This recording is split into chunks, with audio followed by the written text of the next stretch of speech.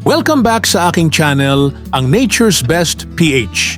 Ang bidyong ito na matutunghayan nyo ay ang part 2 ng ating nakaraang episode, 10 prutas sa Pilipinas na paborito ng mga bata noon. Pero kung hindi ka pa nakasubscribe sa aking channel, ay mag-subscribe ka na. I-on ang notification bell para laging updated ka. Tara, balikan natin ang mga prutas na naging bahagi ng ating masasayang alaala ng ating kabataan. Unahin natin ang passion fruit. Marahil, isa ka rin sa nagtataka kung bakit passion fruit ang tawag sa prutas na ito.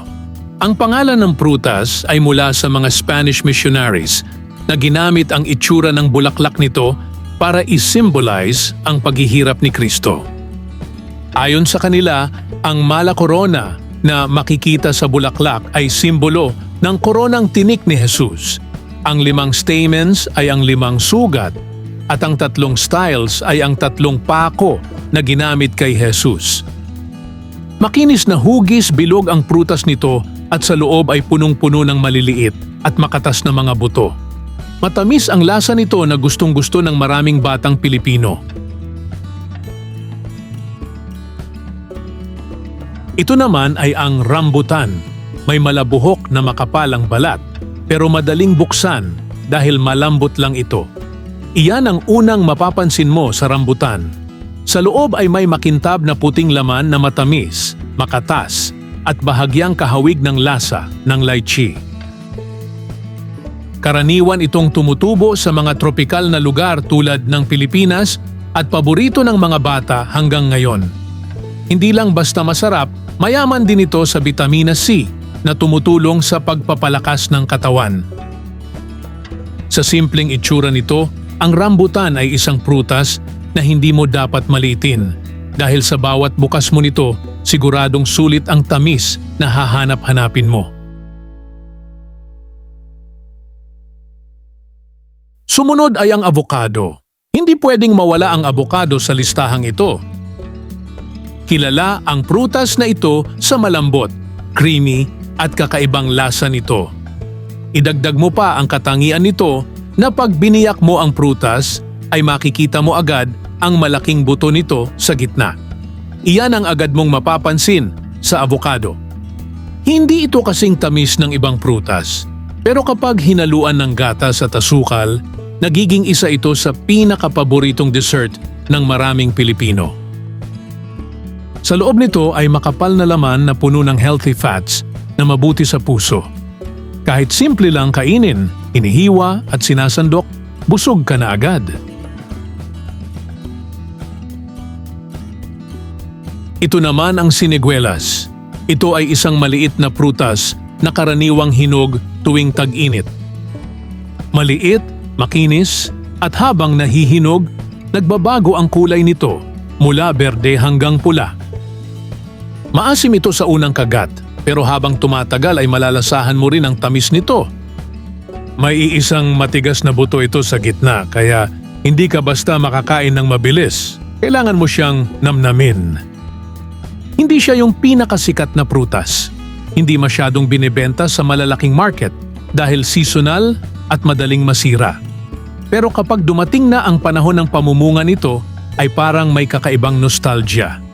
Parang bumabalik ka sa pagkabata mo. Sumunod ay ang mabolo. Kilala sa matapang na amoy pero kakaibang tamis ang mabolo. Madalas itong napagkakamalang hindi masarap dahil sa amoy nito. Pero kapag binalatan mo na, lalabas ang malambot at medyo creamy nitong laman na may banayad na lasa. Napakabango rin nito kapag natanggal na ang balat. Tinatawag din itong velvet apple dahil sa malabuhok at malambot nitong balat. Karaniwan itong matatagpuan sa mga probinsya at minsan ay bihira na lang makita sa mga bakuran. Hindi man ito kasing sikat ng ibang prutas, ang mabolo ay isang patunay na minsan huwag husgahan ang prutas sa amoy. Dahil sa loob nito ay may simpleng sarap na pwedeng ikagulat mo.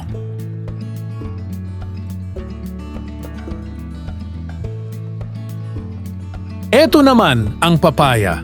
Madalas mong makita sa hapag, pero may kakaibang kwento ang papaya.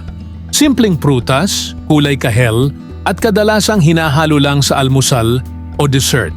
Pero hindi doon nagtatapos ang halaga nito. Sa bawat subo, hindi lang tamis ang makukuha mo. May enzymes ito na tumutulong sa digestion, panlaban sa bulate sa tiyan. Kaya pala madalas itong irekomenda pagkatapos kumain.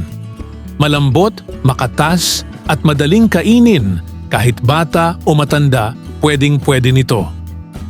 Hindi ito yung prutas na kinahiligan mo, pero kapag nandyan sa lamesa, mapapakain ka.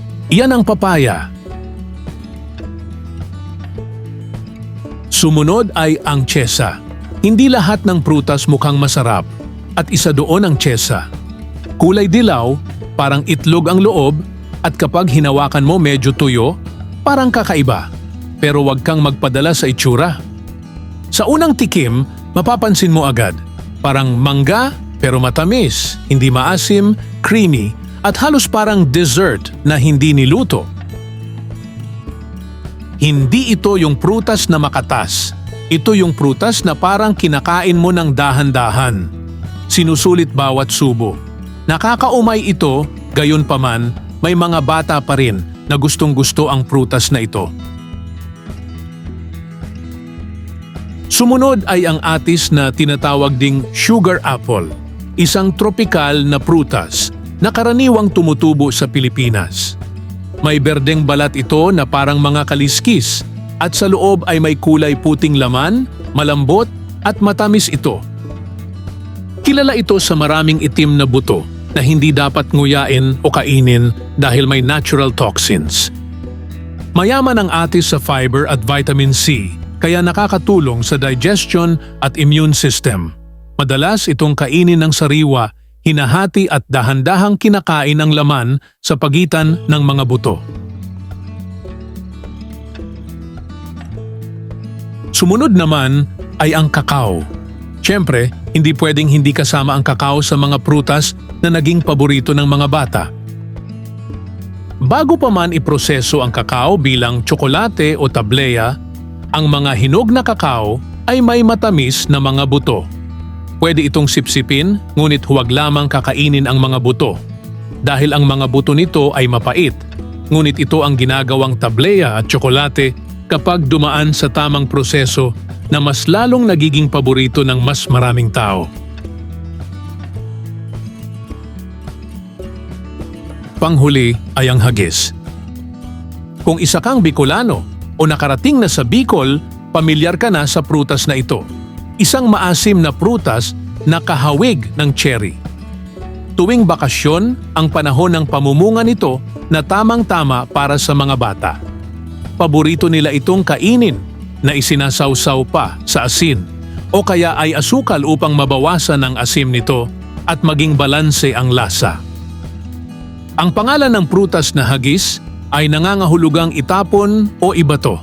Kapag umaakyat ka ng puno at may kasama ka, ihahagis mo ito sa kanya sa ibaba para makatikim din ito.